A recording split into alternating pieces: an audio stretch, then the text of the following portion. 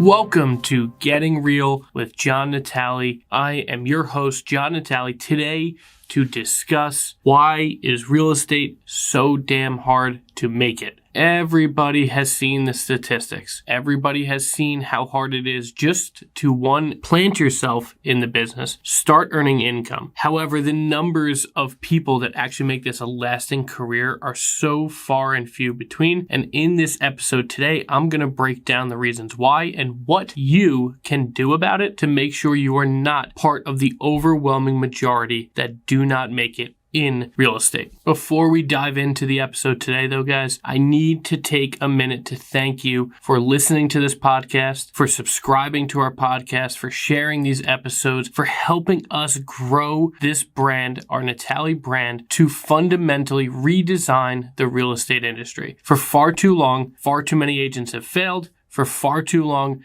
not enough agents found the life of their dreams in real estate. And this podcast, our brands, everything we're doing, all of my content is designed to help agents do exactly that. Not fail, find the life of their dreams. It is possible, guys, and by continuing to listen to this podcast, subscribe, share it, anything you can do to help us grow the mission, I am so damn appreciative of you. If you're here in New Jersey and you are looking for a dynamic real estate company to join, we have an unbelievable brand for you. We provide so much to our agents here. We do it in an extremely fair way, and we help agents here in New Jersey grow their brand, not just ours, to help them find the life of their dreams. And we also coach agents if you're in one of the other 49 states of the country. We have over 25 agents in our coaching family, and it is extremely rewarding as a coach right now. We have several coaches as well that have come into our organization, and this is growing. Our mission is growing. The pace in which we reach people is growing, and just by listening, you're a part of this. However, if you want to join it, please see a link below. All you have to do is set up a free, completely free one-on-one discovery call with me, and we will discuss your coaching options to join us and join our Natale family. So let's break down the reasons why so far and so few make it in the real estate industry. And when I say make it, I don't necessarily just mean, get into the business, close a few deals, have a couple good years, a few good years, and that's it. I mean build sustainable careers. I mean build businesses, build teams that outlive them, build companies that outlive them, build brands that outlive just the individual agent. Why is it so damn hard? And there's quite a few reasons why. However, we're going to start with the most fundamental one. The most basic and fundamental reason why so many people don't make this such a sustainable career is the fact that you have really no one hanging over your shoulder. You don't have a boss. You don't have a corporate structure. You really don't have anything holding you accountable to what you need to do to make it in this industry. I don't care how long you've been doing this, whether it's been 20 years, 15 years, 25 years, 30 years, 5 years, 5 months, 5 days. It doesn't matter. You already know one of the hardest parts about this job is that you yourself have to hold yourself accountable. You yourself are your own boss. In the beginning, you're the boss. You're the agent. You're the marketing department. You're the transaction coordinator. You are every single role that you possibly could have as an agent. And some things you'll thrive at and some things you won't thrive at so much. However, in the beginning, you are everything in your business. And it's important to note that because you have to take on so many roles, yet you don't have anybody on top of you saying, okay, this is what needs to get done. So there's a lot of direction pointing that doesn't happen in the real estate industry, if we're being honest. A lot of people, and that's why so many people have found my content, because I put out a good amount of it out there for free. And the reality is leadership in our industry kind of stinks as a starting point. And when you add in the fact that no one there is there to actually be your boss, that makes things pretty challenging, no matter where you are in your career. So whether you're starting out and you're, kind of have no idea how to even write up a contract just yet, to you've had some success, but you really don't have an idea of how to grow a team. How do you start leveraging your business? Whether you're having great success with buyers, like how do you pivot and then now become a great listing agent? All these different things are kind of out there for you to wholly figure out. And that's why on a previous episode, I talked about the undying art of figuring shit out is one of the most important qualities to have as a real estate agent, because you don't have anyone above you saying this is exactly what you yourself have to do in terms of being a boss or someone above you.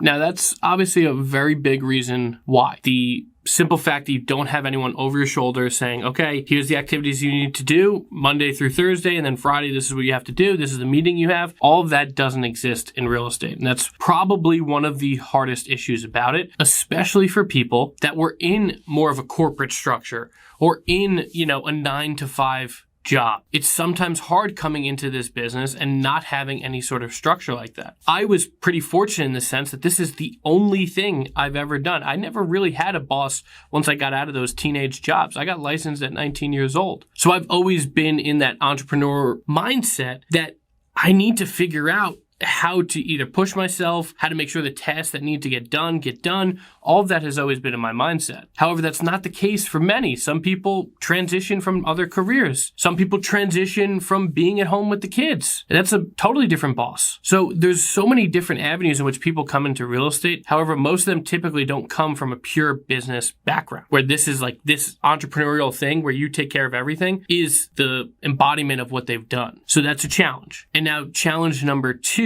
is so many people don't know how to treat it like a business. You have to understand, I tell every single new agent I ever meet this. You are now the pizzeria, the pizza shop owner. You are the owner of an ice cream parlor. You are the owner of a clothing store. You are the owner of a gym. You are a business owner. I don't care whether you own your brokerage like I do, or you're just an agent at our company. You are still a business owner. And a lot of people don't treat it like that. They kind of just treat it like, oh, I'm a real estate agent. I help people buy and sell. People come in the door. I help them. They go out the door, and then that's it. But a lot of people, and the reason I've had so much success over the last 16 years doing this is I treat it, and I didn't always do this. I'll add that, and I'm going to talk about my journey. But I treat it like a business, and I have, especially these past 5 to 7 years, as I've gone from an individual agent to running the top team, to taking that top team and every single member in it wanted to come with me when I opened my own company in early 2022. The key factor there, I think, is I always looked at it as a business. I always thought about how do I help either other people within this organization earn money for their family, or how do I improve a system here? How do I leverage this? All these different things. But I'll tell you what early in my career I did. And the mistake I made for probably about 7 to 8 years is I was just that agent. I'd go out, I'd either prospect, I'd find a buyer, I'd find a seller, I'd go sell it, make my money, go back and be like, okay, I made that one. Now let me go find the next one and find the next one and find the next one over and over and over again for years upon years. But then you realize if you're not going to treat this like a business, it will never be anything outside of you. There's so many in this business that don't necessarily look at it like a business. So I'm going to break down just a few key things that I think you need to do if you want to start making this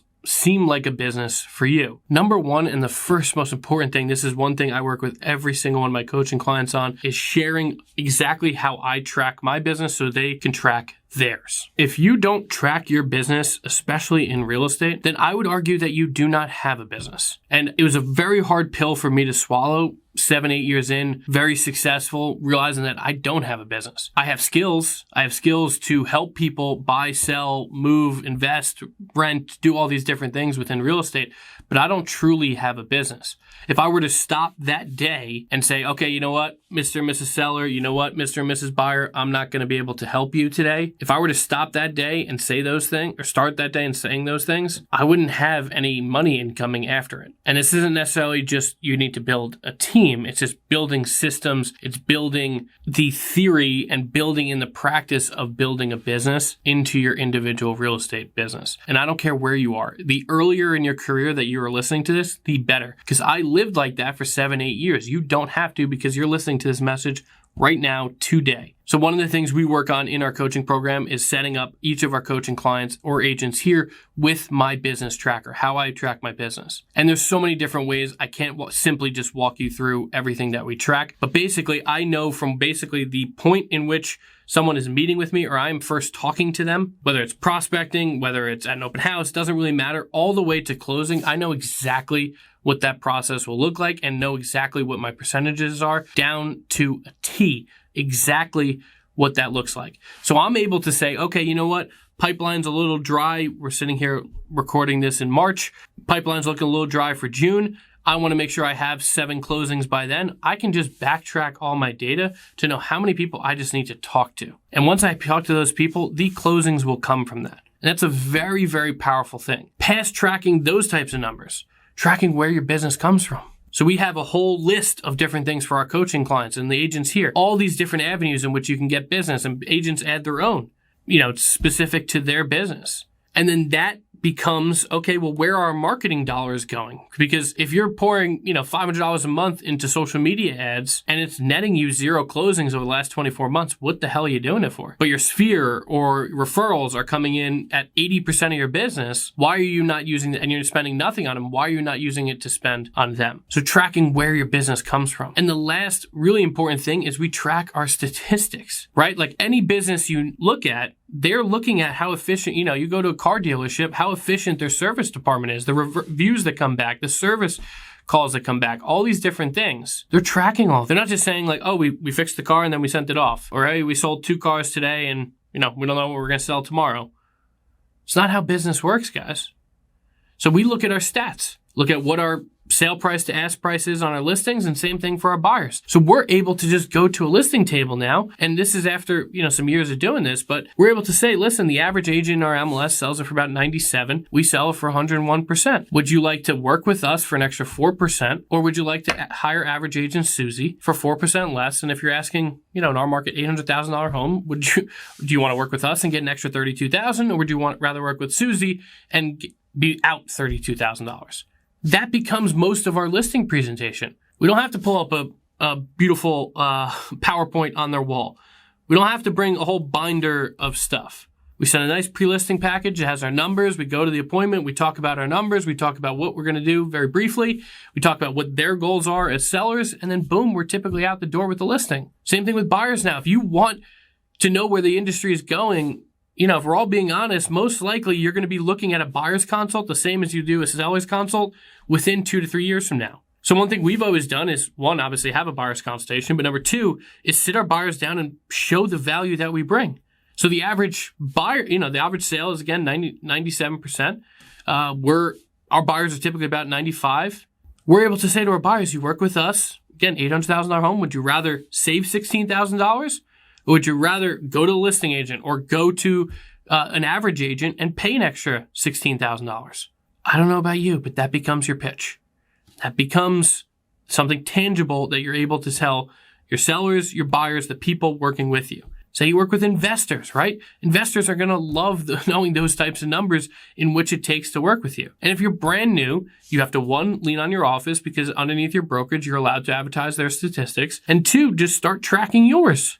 And some of it might get thrown off early. Again, when I was selling, 40, 50, 60 houses a year, one outlier isn't going to kill you on either side. However, if you're brand new to the business and the only house you sold was at a 10% discount, that's obviously going to be a little tough to get around. So that's where you need to lean on your office's statistics to show exactly what you can do. But the important part there, the most important part there is starting to track all of these things yourself, right? Is to track from where you started to closing, track where your business is coming from, track exactly what your statistics are. And this is something, like I said, this is something every single one of our coaching clients, they get my exact file shared with them so they can access it. It has all their percentages. It's nuts. However, just at a very basic level, for those not in our coaching program, those things are important to start tracking. Tracking your business is so damn important. And the next, probably most important thing that most people don't do, especially as business owners, is track their damn expenses. And I mean like actually on a monthly basis, sit down and budget for the month what you plan to spend. Obviously, it could always change, right? Like someone could call you tomorrow and say, hey, John, I want to list my house next week. Let's get the photographer over, videographer, all that stuff. However, looking out and having a budget each month and sometimes going back and just reconciling after the month, seeing what extra money you spent is so damn important. What business owner do you know, like true business owner, that does not track the majority of their expenses or have a bookkeeper that does? It is so important to track your expenses. And again, I didn't start doing these things early in my career. I hope if you're listening to this and you are earlier in your career, you start doing them today. You are not too busy to sit down and start tracking your business. You are not too busy to sit down and start tracking your expenses. It is not too hard to start looking at this like a true business, because a true business becomes something you can replicate and help others with. Whether you want to have a team down the line, whether down the line you want to have a company like me, it doesn't make a difference. At some point, whether life is going to come up, whether you're going to want to just phase out a little bit, maybe do some other interests that you have, at some point, you're going to want to look at this like a business, and you can't look at it, you can't just turn it off. If you are the entire product, you are the entire service, you are the entire business, and there's no ability to replicate what you do, then I'm sorely, sorry to tell you this, but you don't actually have a business that can be replacing of you. So you will always be stuck in that business, or you will have to decide to basically just close off your real estate business if you are the sole determining factor of everything. So please, I implore you, one of the biggest mistakes people make, and it's one of the reasons why so few actually end up growing anything substantial, growing a sustainable business that replaces them. Trust me, it's not easy. It is not easy. However, it starts with looking at this like an actual business, not an interest, not a hobby. You are the pizzeria owner, you're the ice cream parlor owner, you are the clothing store owner, you are the owner of the gas station, you are the owner of any of these other businesses that you see out there. Start treating it like it.